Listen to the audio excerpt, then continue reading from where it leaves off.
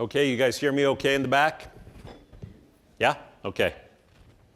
All right. Well, little wisdom from Robert Frost there. So welcome to the Data and Doctrine lecture series. This is the second night. How many people here were not here last week? Raise your hand. Okay. You guys are going to be the ignorant group. That's okay. That's okay. I think you can catch up. But we are going to use some of the information we learned last week in today's lecture. Okay? Okay. So really quick, President Matthew McConaughey, a few bullet points on him. Did you know he knows Chinese? How about that? This is a little bit about me. I'm the executive director. I'm not the stake president, but I am the executive director of the B.H. Roberts Foundation. So that's me. Okay. Just a reminder to set your expectations tonight. And again, since probably a third of you weren't here last week, you may not agree with everything that we say, and that is okay. You don't have to agree with everything we say. Just be prepared for that. Just be like, you know what? I don't think that's true. And that's okay. It's a free country. You may not get all your questions answered tonight, okay, or at all in this lecture series. There's way too much information to cover. Both President McConaughey and myself are just throwing slides away that we've carefully been preparing just to get it down into the time that we have. And by the way, Sunday evening, this weekend, Sunday evening, we will be posting the last week's lecture on the stake website, okay? I will try to get this lecture posted in short order after that. So don't feel obligated to take notes. If it makes you feel better, take notes. But if you want to focus on what's going on, just don't worry, because it'll be online, all the audio and the slides, okay? Next, we believe in the gospel, the restored gospel of Jesus Christ. I just feel obligated to remind you that that is our perspective. That's where we're coming from, okay? Also, there's going to be a little bit of sugar coating. That's mostly President McConaughey's job. All the stuff I'm going to share is going to be not going to taste good, but I'm just teasing. We're going to be sharing. We're both going to be very candid with you, okay? Also, yeah, these lectures are going to be online. Okay, so we're number 2, the 2 biggest problems in church history, part 1. So welcome to the biggest problem in church history, or one of 2 anyway. There are lots of problems in church history, but these are the 2 biggest ones, okay? And then I'm going to remind you guys a little bit. I'm just having fun with this metaphor here. This is the restored gospel of Jesus Christ. Okay, this strawberry Jell-O parfait. Okay, pretty good. It's made of, there's some yogurt in there, some whipped cream in there that comes from the cows. There's some strawberries, right? There's some mint, you know. But you know what else there is? Beef tendons. That's what Jell-O's made of. It's gross, okay? It's super, super gross. But we're not going to think about that. We're just going to think about how yummy this dessert is, okay? Now, tonight, we're going to be talking about gross stuff, right? It's not really gross, but it can seem gross if you're not accustomed to it. If you're not used to finding out how the sausage is made, this can be really uncomfortable. I joke with my wife all the time, I don't want to know how something was made. If it tastes good, that's good enough for me, okay? The church history and the gospel of Jesus Christ is similar in that way, all right? So if after this lecture you're like, yuck, I don't want to do this again, please don't come back, right? Just go to church, be happy. But if this stuff, like if you get excited about gross beef tendons and slaughterhouse floors, welcome. That's what we're doing here. Okay, so this is Joseph Smith's Polygamy, or what we know, what we don't know, and how to be okay with this, all right? So, personal caveats. I want you guys to know that I have no interest in plural marriage at all. It is totally uninteresting to me personally, okay? Sounds awful, right? And it seems unfair to me. It is unfair, okay? That is my personal view on the matter. I want you to understand where I'm coming from, okay? However, I also have a strong testimony in the validity and divinity of Joseph Smith's calling and in the doctrine of celestial marriage. So I can hold both those things at the same time, even though it's like, ew, yuck, no thanks, totally unfair. Okay? All right, let's get some definitions down. Polygamy, and plural marriage are all synonyms. They all mean the same thing, okay, basically. And that's when one man has multiple wives, okay? So polygyny occurs in nature. I'm going to talk a little bit about nature, the natural occurrence of this. In over 90% of mammal species. That's strange to think about. Most of the mammals, those are the furry animals, practice polygamy. And that's just part of their DNA and what they do. There's lots of reasons why they do it, okay? It allows high-quality males to pass on superior genes because it's very competitive. It can increase reproductive success in successful males, the ones that do manage to have polygamous relationships. They have a lot more kids with their genes, okay? Females may benefit from access to high-quality territories. If you are a polygamous mammal, you have staked out a territory that is better than the ones that were unable to do so. It can lead to intense male competition, enhancing traits favored by females. We are talking about animals here. We are not talking about people. We will talk about people, but this is animals right now, okay? Stay focused. Reduces the chance of inbreeding by spreading successful genes widely. And it often occurs when resources are abundant or unevenly distributed, okay? So a little bit of nature in polygamy. Shifting gears to humans a little bit. So this is the Hammurabi's Code. This is the first recorded law, right? It's from almost 4,000 years ago. There was about 282 laws in Hammurabi's Code, and a couple of them were about polygamy. Laws specified the circumstances under which polygamous marriages were permissible and when they were prohibited, okay? So as early as we have writing, we have plural marriage, okay? This is an ancient practice for humans. Now we're going to play a game. How many people in the world currently live in polygamous households? You ready to play the game? Okay. A, at least 50,000 people.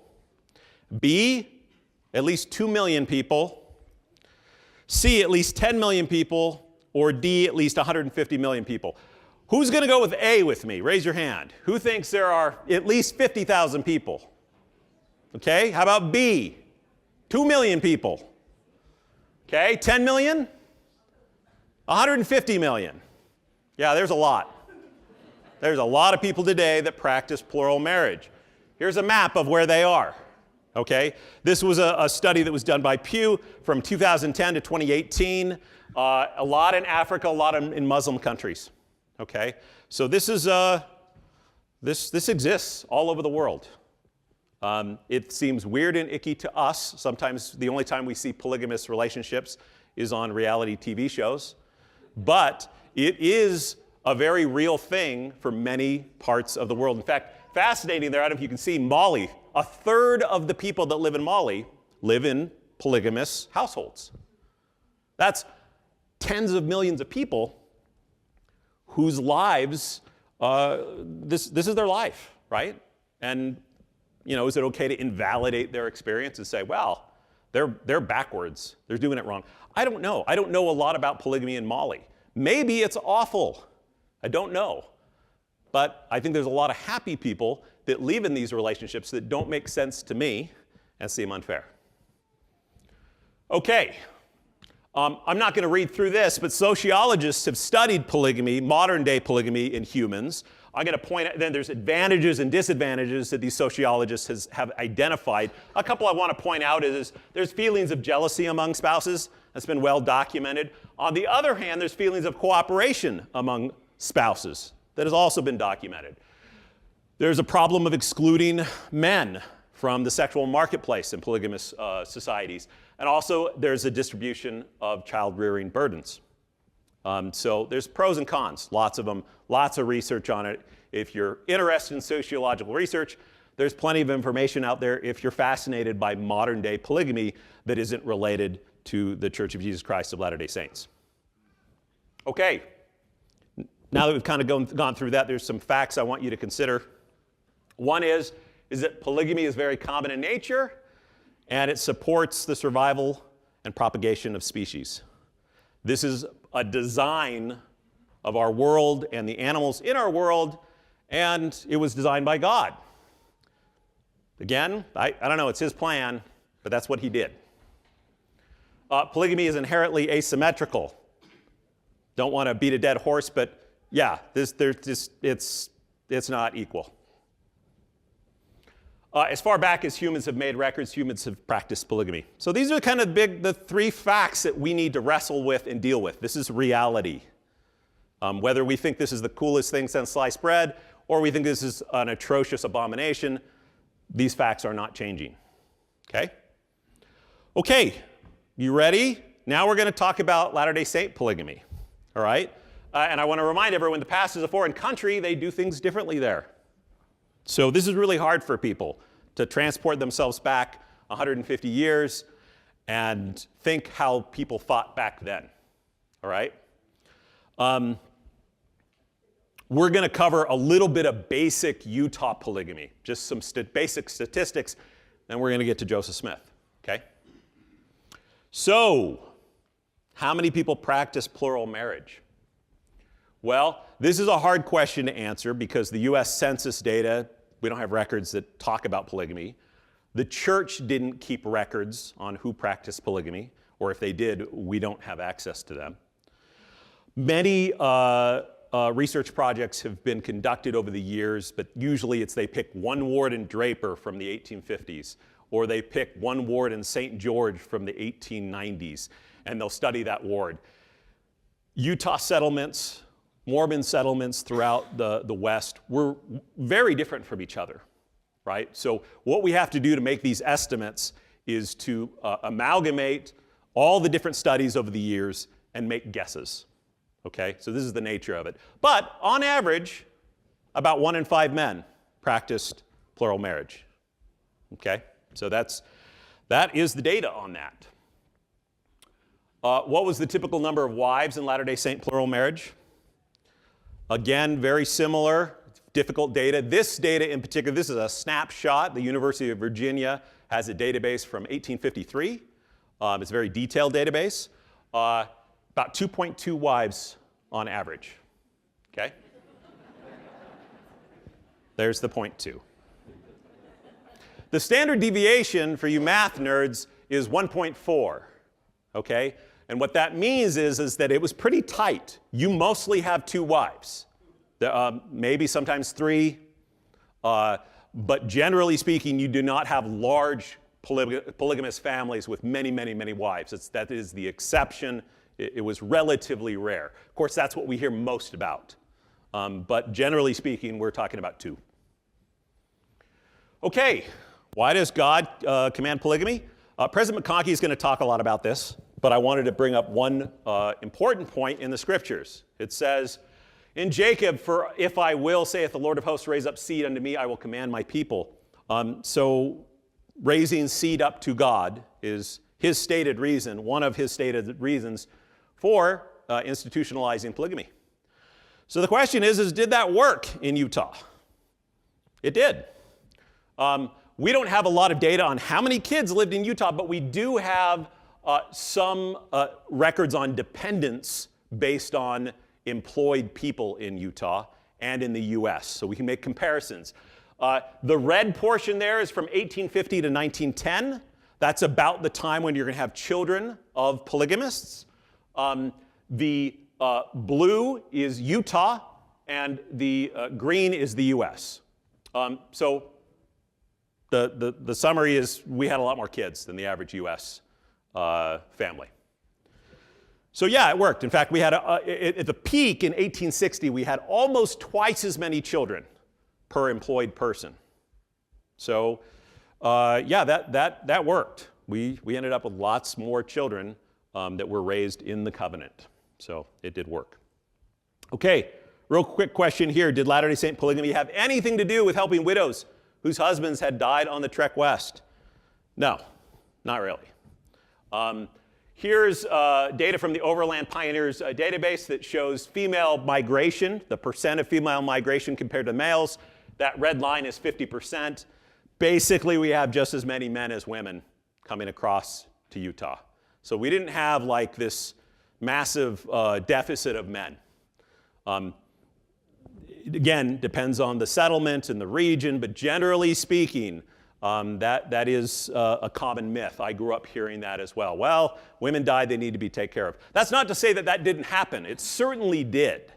Definitely. There were women that lost their husbands, that were able to be in a plural marriage situation that was beneficial for them, temporally speaking. I can't speak to how emotionally beneficial or spiritually beneficial it was, but temporally speaking, it was. And so that did absolutely happen, but it was not the common case at all. Okay? Okay, let's talk about Joseph Smith and polygamy. So, yeah. Why is this one of the most difficult problems in church history? Well, we don't have a problem with Brigham Young. We like Brigham. I mean, okay, maybe I shouldn't say that. Some of us like Brigham. Most people are like, hey, by the way, I like Brigham. I like Brigham, okay? The more you read about him, the more you get to know him, you get to like him. Anyway, he's this guy with a beard out in Utah, and he's running the show out here, and he's got a big harem of wives and 1 million kids. He doesn't remember any of their names. That old Brigham, that rascal. That's how we think about Brigham. That's how the world thinks about Brigham. But not Joseph. Joseph doesn't get this pass. Joseph, reputationally, when it comes to polygamy, it's rough. It's rough. So there's a big difference between Brigham and Joseph, and I'll tell you a little bit about why there's a big difference. Let me remind you, for the folks that weren't here last time, about narratives, okay? Luke Skywalker, a story about an orphan farm boy that is radicalized after a military strike kills his family. He's indoctrinated into a religious cult and joins a group of insurgents on a terrorist attack that kills hundreds of thousands of people. Now, everything there is true. There's no lies up there. Yet, this is a false narrative. This is not what Star Wars is about. This is not what Luke Skywalker is about. Yet, these are facts, okay? Let me share another one with you.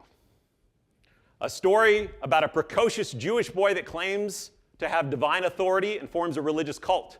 He claims people need to leave their families to follow him, and that slaves are not above their masters. He commits crimes in his local community and is arrested, tried in a court of law, and executed. His ideology becomes the banner for centuries of conflict and imperial expansion. And of course, we know who this is, Jesus Christ. There is nothing false in that narrative. Everything in there is true.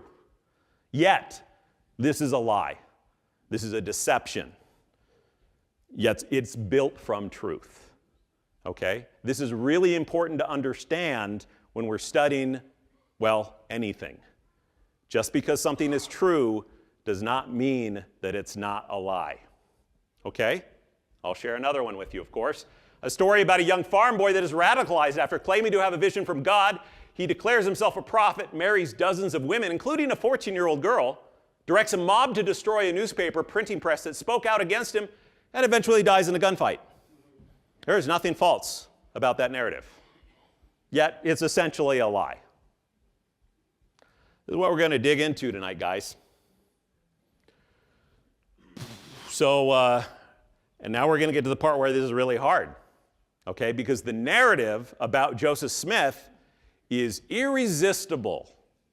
It's salacious. It involves secrecy, adultery, polyandry, that's a new word, huh? Coercion, denial, child brides, and Emma. How can you resist this narrative? Now, I'm not saying anything on here is true, but this is the narrative that we hear, and it's irresistible, and a lot of people cannot forgive this narrative, even though it's made up of a lot of baloney. Brigham doesn't have this narrative. The worst thing he gets is racist cowboy Hitler. That's a narrative. All right, so there's ways to deal with this hard problem that we're going to dig into. The first way is to deny Joseph even practiced plural marriage. That's one option. Now, it's strange, the last few years, there's been a very small movement of people that have decided that they want to take this option. You might recognize some of this if you hang out online. These people are probably very nice and sincere. They're just very, very confused. Option 2, deny that it was inspired by God. President McConaughey will talk a little bit more about why this option doesn't work really well. A lot of logical problems with it. Or option 3, contextualize it. Assume good faith from Joseph Smith and don't confuse historical data with knowledge of actual events. And that's what we're going to be doing tonight. Okay? It's a good option. It takes work, but most good things take work. Okay, let's talk about a model. This is a model for understanding. This is an epistemological model. Say that 10 times. It's been used throughout the 20th century. You might have recognized it if you've done business. The foundation of this model is data. And data are just things, texts, papers, dates, names. It's just data. Okay? Next is information. For example, a letter Oliver Cowdery to his brother Warren dated 1838 says such and such. That's information, where we take the material and we say, well, what is it? Right? We give some context to it. Okay? Next is knowledge.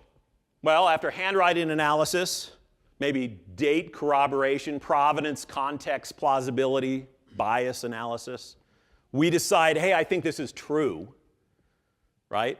Not all data is information. Not all information is knowledge, okay? It's a sifting process we have to go through. And then there's sort of a stop here, because everything here deals with the past. You can't change it. You read it, you digest it. Then we come to wisdom, right? And the purpose of this model is to make decisions based on data, information, knowledge. And that's the future, okay? It's not the past anymore. You're making a decision about now and the future. So, what's the best thing to do about this today? Right? We can't change the past. All we can do is distill it and say, well, now what do I do? And make a decision. Now, here's the tricky part of making decisions on this. We have a spectrum here where you have high-risk decisions. If most of your information that you're making, most of your wisdom really is just based on data, that's a high-risk decision because you don't know what's actually real. If you've got wisdom, it's a low-risk decision.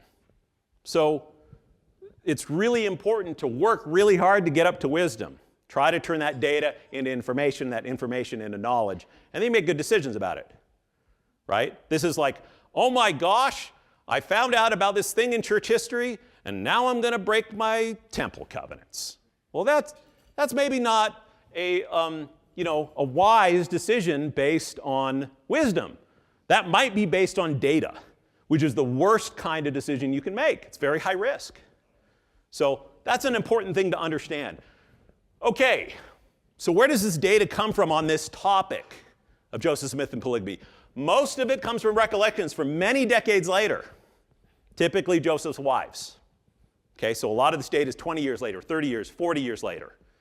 Joseph never wrote down, "Dear diary, let me tell you all about plural marriage." He just didn't do that.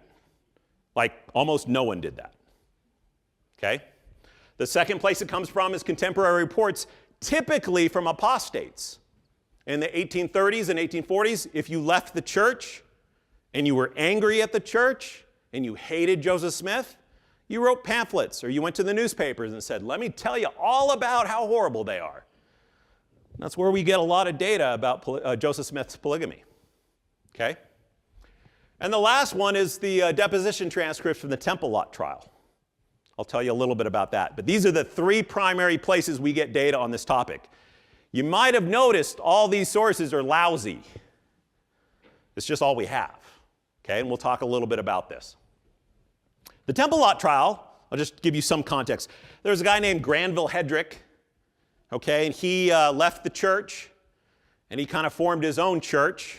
Okay, they call themselves the Church of Christ, or the Temple Lot Church, or the Hedrickites. And what they did is they went back to Independence, Missouri, and there's a lot there where the temple's supposed to be built. And they said, well, this is our property now. So they built a little chapel there, and they're like, we're the Temple Lot Church. That's fine. We were in Utah by then. The only people kind of around in that area were the reorganized Latter-day Saint Church, run by Joseph Smith III. Okay?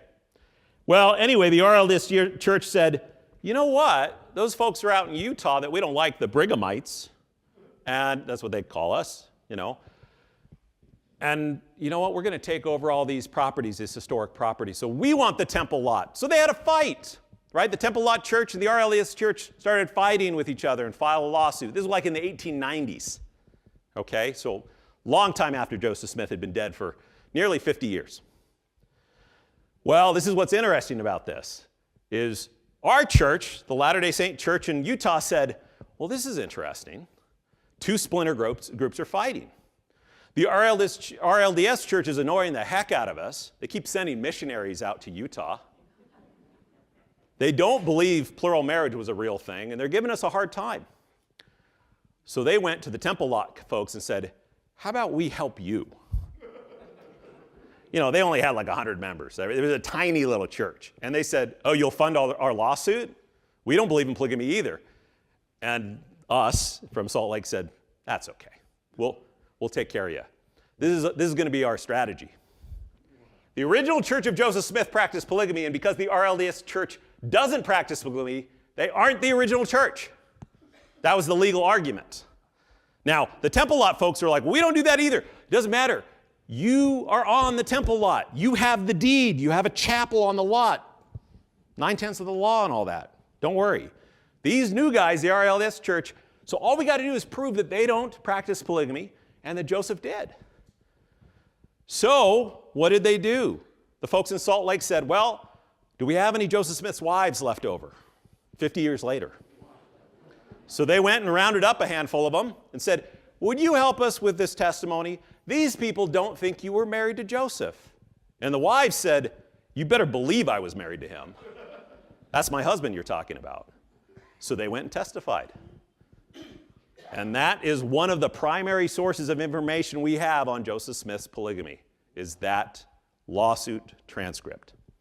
What's fascinating about that transcript is they got pretty detailed, because the RLDS Church said, oh, you were married, huh? Was that like a ceremonial type thing? And they said, no, he was my husband. Well, did you know? And the wife said, you betcha. So we'll learn more about that in a few minutes. Okay, back to the iceberg. If you were here last week, we talked about the iceberg problem. Now, those sources I shared with you are all down here, right? The Temple Lot transcripts, the journal entries from his wives, the apostates writing material against Joseph. That's all down here. You don't go read that stuff online, right? It's in the archives. A lot of stuff's been digitized now, which is nice. We go up here. We go to Google, we go to Wikipedia, podcasts, whatever. And then these folks right here, they write books. Sometimes we read those books. Okay, so what do? How do we make sense of all this? Well, there's these folks. Who are those guys? Who are those guys? Those guys are historians, okay?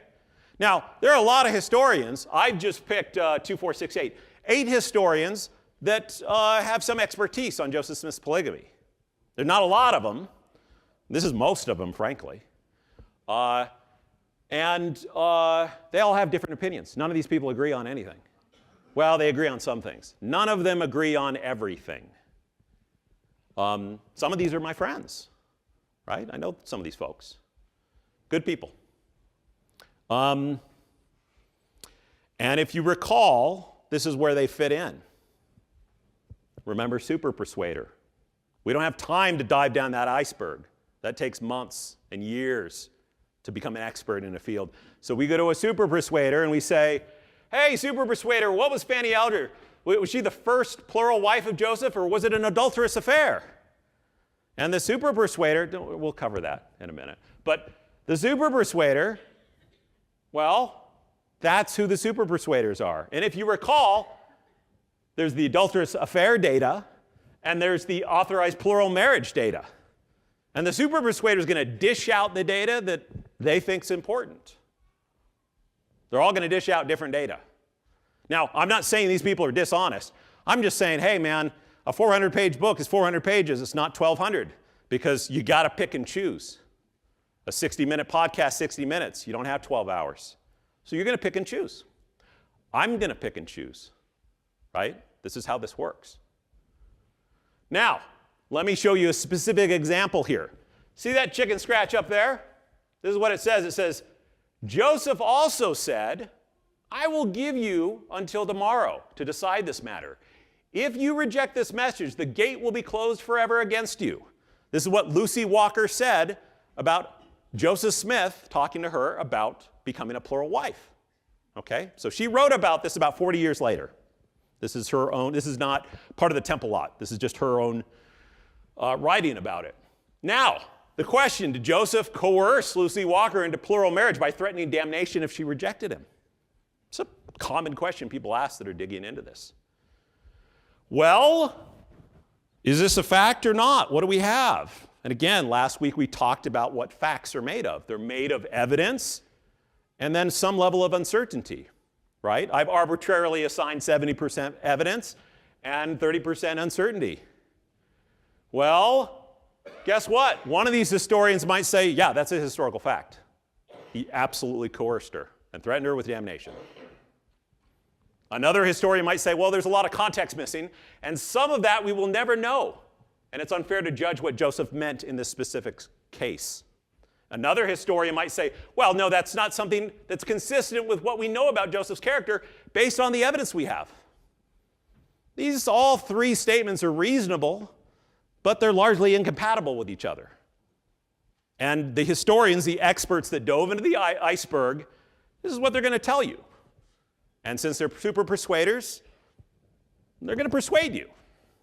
Nothing wrong with that. You just need to be aware of it. Okay? All right. By the way, Lucy Walker, she accepted the proposal. And for the rest of her life, she testified that Joseph was a moral man and a man of character. That's really powerful. That's some more context.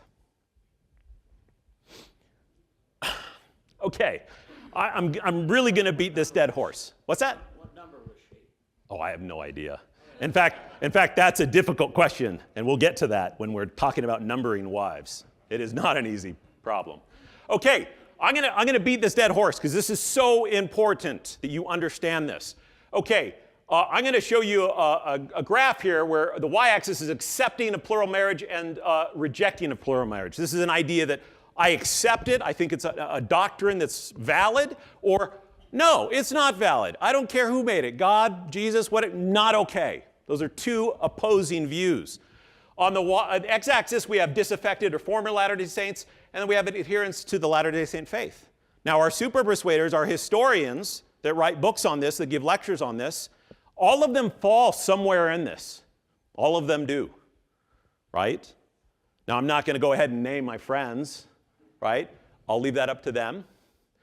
By the way, just a little hint, if a historian says, I am a member of the Latter-day Saint faith, I believe in God, and I'm an adherent to this religion, that's a good sign.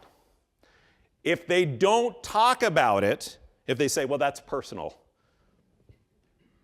they are telling you something. I'm not saying they're bad. I'm not saying they're dishonest. I'm just saying they're telling you something. And it matters. It does. We all have biases. Okay? Just pay attention to the biases that you're listening to. Now, instead of sharing that, I'm going to share something else. I'm going to share this silly metaphor here. Imagine do you guys know what that is? You young folks know. That's the Galactic Empire logo. And this is the Rebel Alliance. Two teams, right? Let's talk about historians from the Galactic Empire and the Rebel Alliance. Well, there's a strategy of blowing the Death Star up, and then there's a strategy where it's like, maybe we don't have to blow the Death Star up. Maybe that's immoral. Now, if you ask these historians to talk about Luke Skywalker, they're going to give you different ideas based on where they fall on this matrix. Luke Skywalker was a religious zealot, a murderer, and a terrorist. That's what someone who completely disagrees with the destruction of the Death Star, totally unnecessary, and also is part of the Galactic Empire. Someone up here might say Luke Skywalker was a courageous man fighting evil against overwhelming odds. Well, okay. Or maybe Luke Skywalker was a naive and reckless man obsessed over his father, which led to hundreds of thousands of deaths. Or Luke Skywalker was an impulsive and misguided zealot, but he did what he believed was right. I don't know. You know, different narratives. And they're all going to come based on where they fall on this matrix. No fault of their own. We are all this way, all of us. It's a very human thing to do. Most important thing is to be aware of it. Okay. Now, before we get into the details, this is the most important slide in the whole deck, at least on my end. Maintain a healthy skepticism when studying history, even when you are learning from serious historians. Okay? Please, I beg of you. Next, no one has church history 100% correct. There are too many gaps, too many assumptions, and overwhelming biases that cannot be overcome. And finally, also remember that serious historians have probably spent 100 or 1,000 times more energy than you have on examining the data. So this is not to say, hey, dismiss the experts. That's what a fool would do. What a wise person would do is understand the experts in the context they're in and learn from them. That's what I'm advising you to do. Does that make sense? Again, the most important slide in my deck. All right, now, okay, here's a very short version of Joseph Smith polygamy, right? Joseph was slow to adopt plural marriage, and his first attempts to implement the practice were not very successful. He restored the ancient practice, but never fully implemented it before he was murdered. This is the narrative I'm going to share with you tonight.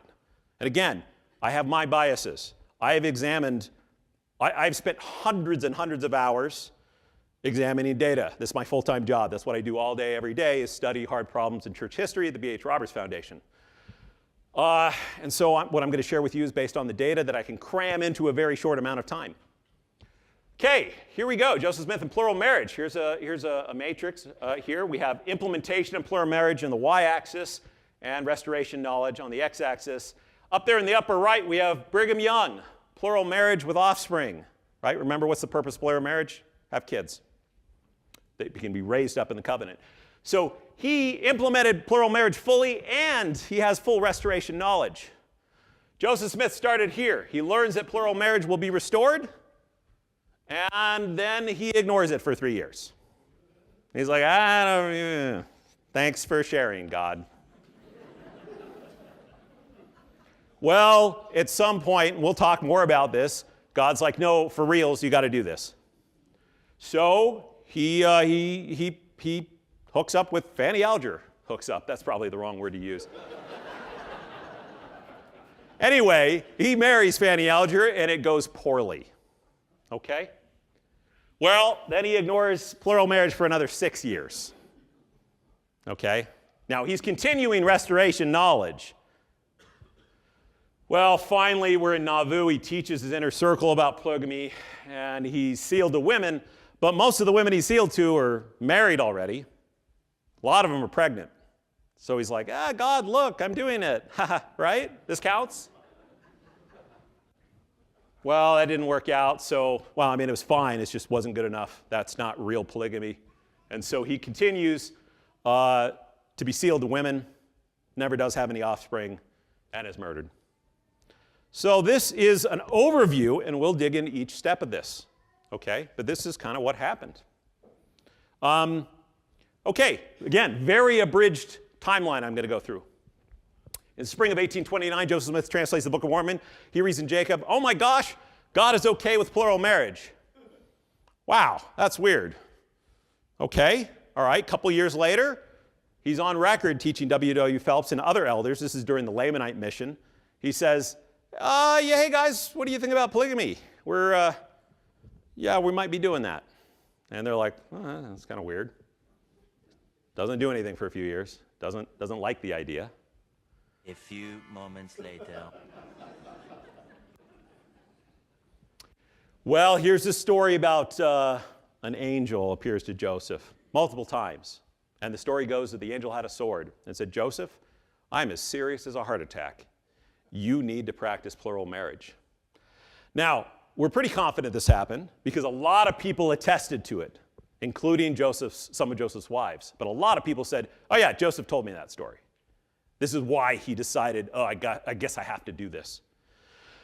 So that was 1834, so Joseph says, okay, I'll try it out. Now this is his first attempt, and like I said, it doesn't go well. In fact, it went so poorly, fast forward to 2012, and we're still talking about it. Mormonism was created by a guy in upstate New York in 1830 when he got caught having sex with the maid and explained to his wife that God told him to do it. 48 wives later, Joseph Smith's lifestyle was completely sanctified in the religion that he invented to go with it.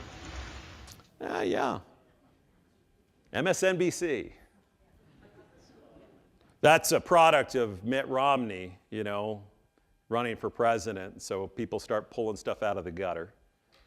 But what he was referring to is Fanny Alger. Actually, it's Fanny Alger. I sometimes say Alger. The reason I know it's Alger is because one of her relatives sent me an email last year and said, hey, you're a historian, amateur historian, you're doing research on this. I want you to say her name right. So, just FYI, Alger. Okay, so Lawrence O'Donnell, by the way, later apologized for that because he got his facts all wrong. But.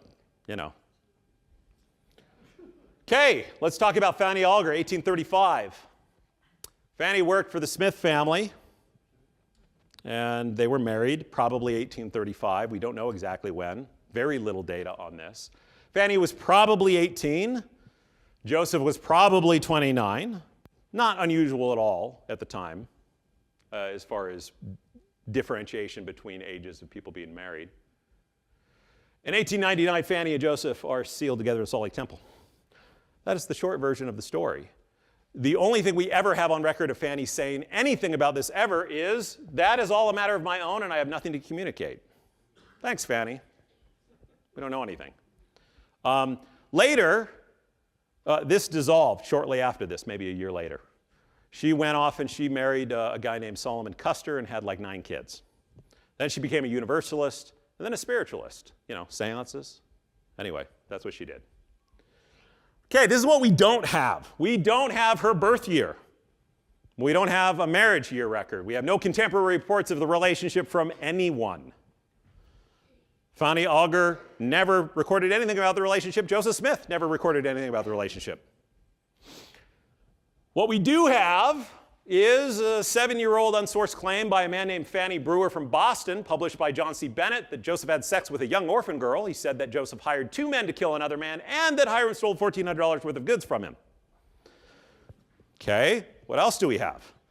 We have a 40-year-old third-hand recollection from Liza J. Webb about saying Fanny's mother told her that Joseph and Fanny were sealed in 1835 or 1836. We have a 50-year-old report from Chauncey Webb, who was 2 years old when Joseph and Fanny were married, and he claims that Fanny was pregnant. Webb was the father of Annalisa Young, wife number 19, one of the most infamous 19th century anti-Mormons ever. And we also have a 40-year-old record that's third-hand recollection from William McClellan reporting to the Salt Lake Tribune that Emma told him that she caught Joseph and Fanny in a barn. Let me tell you real quick about William McClellan, our star witness in this case. He joined the church in 1831. He's excommunicated in 32. He was reinstated in 33. He was an apostle in 35. Slim pickings back then. He was disfellowshipped in and reinstated in 1835. He offered his resignation in 36. He was sustained an apostle anyway in 37. He was excommunicated in 38. He led the mobs in Missouri against the saints. He actually worked for the militia. And he ransacked and robbed Joseph and Emma's home in 38. He also requested to beat up Joseph Smith with a club while Joseph was imprisoned in Richmond jail. Joseph said, yeah, okay, go for it. And McClellan said, well, only if your shackles are still on. And Joseph said, bring it on. Now, the sheriff cut that out. He said, we're not doing this. So it never happened. Would have been a good fight, though. Also, he was affiliated with splinter groups, and he died in 1883. So this is our star witness for Fanny Alger. Did Emma catch him in the barn having sex? Probably not. I don't know why on earth Emma would ever tell this guy that story. Now, how do we know anything about her? Well, Eliza R. Snow, who we love and adore and trust, she said, yeah, he was Joseph's wife.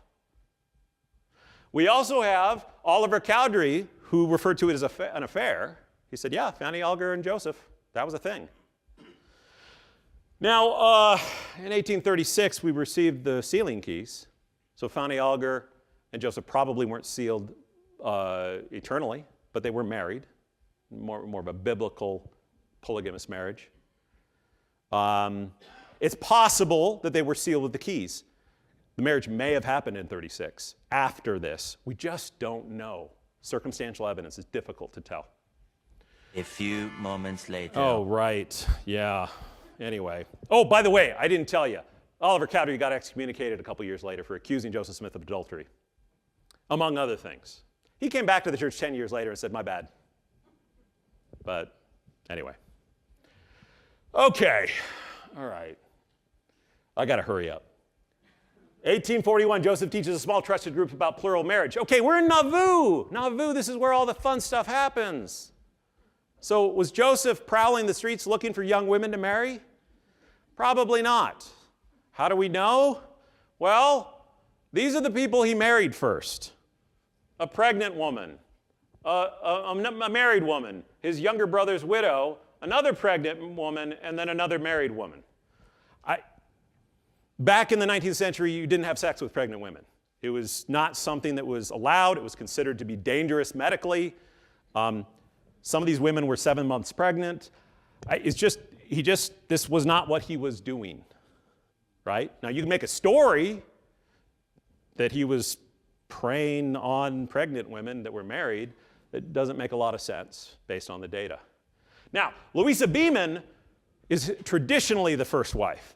However, interesting, Don Bradley is a historian. He was on our list. He's, the last couple of years, come up with some interesting information. She may have been married in April of 1841, but Joseph B. Noble was the one that gave this date. Turns out he's really bad with dates. He said he was married in their home. Their home wasn't even done by then, and his own marriage was on April 5th.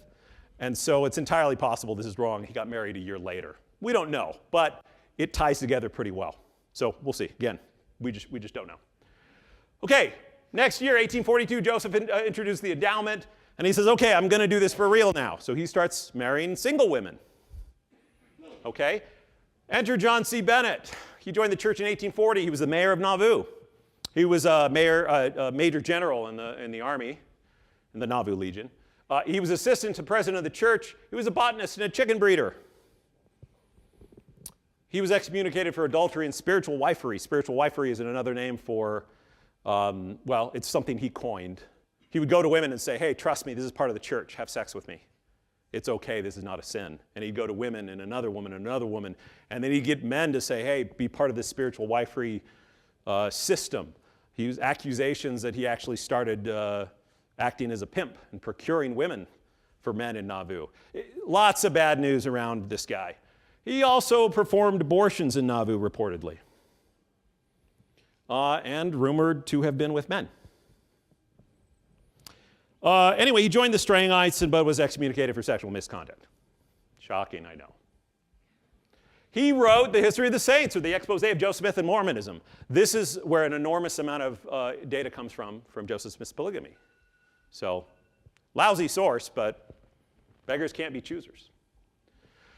Parley P. Pratt said, beware of seducing spirits, and doctrine of the devil is first introduced by John C. Bennett under the name of spiritual wife doctrine. It is but another name for whoredom, wicked and unlawful connection, and every kind of confusion, corruption, and abomination. People did not like this guy. He was not a good guy. Okay. Now we're in 1843. Joseph is sealed to Emma. You're like, what took so long? We don't know. Again, no one wrote stuff down. She participates in plural marriages with Joseph. And section 132 is received at this time. Okay? That's the section on eternal marriage, celestial marriage. All right, now we're going to talk about Helen Mar Kimball. She was the daughter of Heber C. Kimball, an apostle. Her father, Heber, said, you know what would be really cool is if we were sealed with Joseph, if our family was connected eternally with the family of Joseph. Hey, Helen, my 14-year-old, almost 15-year-old daughter, what do you say you get married to Joseph? And she's like, well, I mean, I guess. So that's what happened. They got married. She ended up publishing 2 different booklets defending plural marriage. She was a strong advocate of plural marriage her whole life. But she was the youngest one that we have documentation about this marriage. Now everyone wants to ask, oh, by the way, this is something. Remember those scary words at the beginning? This is coercion, right? In her writing, she said, Joseph said, if you take this step, it will ensure your eternal salvation and exaltation, that of your father's household and all of your kindred. This promise was so great that I willingly gave myself to purchase so glorious a reward. So is this manipulation?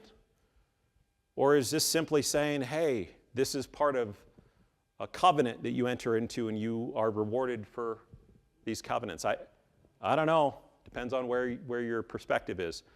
But Helen Mar Kimball was 100% all in on this till her dying day.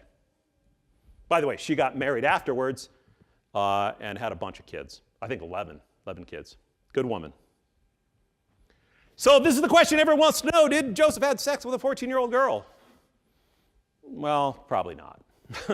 Probably not. Now, Helen Mar's Kimball marriage included sexual intimacy. There's maybe less than 1% of evidence based on this, and all the rest is speculation. So again, back to the epistemology, you get to decide on that speculative portion. Helen Mar Kimball's marriage was dynastic. Well, there's a lot of evidence to support this, a lot. But, we don't know for sure. Again, you and the historians, everyone gets to make their decision about this. Todd Compton, who, let me tell you, is relatively critical about the church and about polygamy, but he's a serious historian. He says there's absolutely no evidence that there was any sexuality in the marriage. All the evidence points to this marriage as a primarily dynastic marriage. In fact, I don't know any serious historians, whether they're in the church or out of the church, whether they love the church or hate the church, that disagrees with this statement. Okay? We're going to get questions in the end, if that's okay. Yes?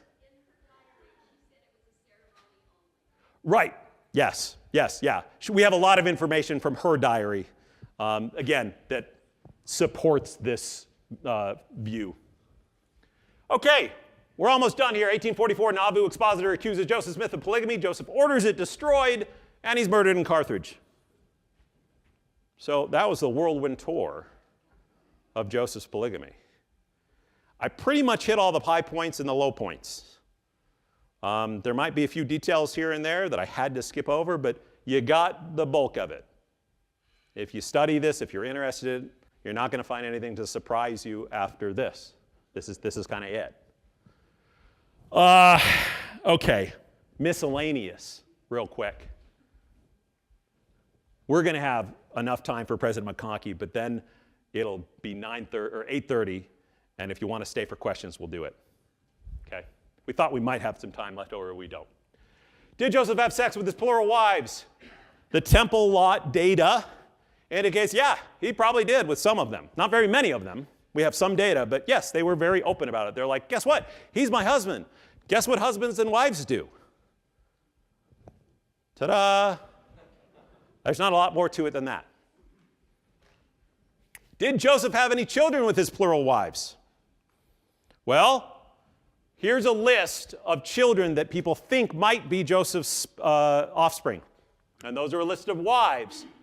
Genetic testing has been done by a man named Hugo Perego, an Italian geneticist. And no, every single test they've done is negative. He didn't have kids. He was, well, not implementing polygamy the way it was supposed to be implemented. He just wasn't very good at it. Now, we know it's highly likely he had sex with some of his wives, but not very many of them and not very often. And, well, nothing came out of it. Did Joseph ever lie to Emma about some of his plural marriages? Eliza Partridge Young, she wrote about this. She was one of his wives. The answer is, yeah, he probably did. Now, we don't have a document that said, ha-ha, today I lied to Emma. We just don't have that data. But Eliza Partridge, and Emma Partridge, her sister, they were sealed to Joseph. We know that they were sealed. We have records. But then a couple months later, they were sealed again with Emma. The implication is maybe Emma didn't know about the first time.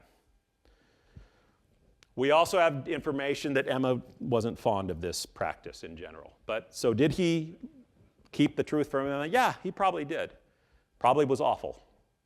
Okay? What did Emma think about plural marriage? Well, William Clayton, he was the clerk of Joseph Smith. And by the way, there's lots of stories about Emma. Most of them are second, third hand. This is the best one, I think. I think it captures it. Joseph called me up into his private room with Emma, and there stated an agreement they had mutually entered into. They both stated their feelings on many subjects and wept considerably. Oh, may the Lord soften her heart that she may be willing to keep and abide by his holy law. Emma and Joseph made a deal in July of 43. We don't know the details of this deal, but they made an arrangement. Joseph's polygamy practices, marriages, he only had a few more after that. But they had a tough talk, Emma and Joseph. They loved each other, and this was really hard. We don't know a lot of details about it, but I think this gives us a window. What were the ages of Joseph's wives? Well, there you go. That red line's the age of 20. So most of them were in their 20 or 30s. The average was 30 years old, standard deviation of 12, which means between 18 and 42. That was the ages of the wives. Now, there are some notable exceptions. Rhoda Richards was 58. Fannie Young was 56, and Helen Mar Kimball was just under 15.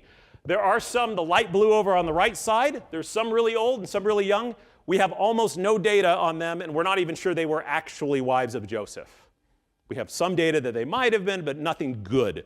So most historians put them on the sidelines and say, we don't even know if these were actual wives or not. Speaking of, how many plural wives did he have? Well, this is where the historians get together and they say, yeah, we're all going to disagree. Andrew Jensen, one of the earliest counts, was in the 19th century. He said 27. Fawn Brodie said 48. The reason she said 48 is because she counted the posthumously sealed ones after his death. Really honest. Okay? Fawn Brodie. All right, Todd Compton. Again, I don't think he's in love with polygamy, but he says 33. George D. Smith says 38. Brian Hale says 35. So we don't know how many wives he had. Did Joseph or the church lie about practicing plural marriage? You betcha they did. They did. It wouldn't have gone well if they didn't, right? They already had mobs trying to kill him. Joseph had murder threats all the time. And the women, if it was exposed that these women were practicing polygamy, they would have been tarred and feathered. They were not in a social environment where they could talk about it. They were amongst the Gentiles. When they came to Utah, we can be open. But in Illinois and Missouri and the Midwest, nope. Okay. Here's our narrative. Then I'm going to pass it over to President McConkie. A story about a prophet called of God that restored ancient practices, including plural marriage. He was reluctant and somewhat clumsy in his implementation of what the Lord asked of him. He was a good and honorable man, put in an impossible situation. So that's a story about Joseph Smith and polygamy from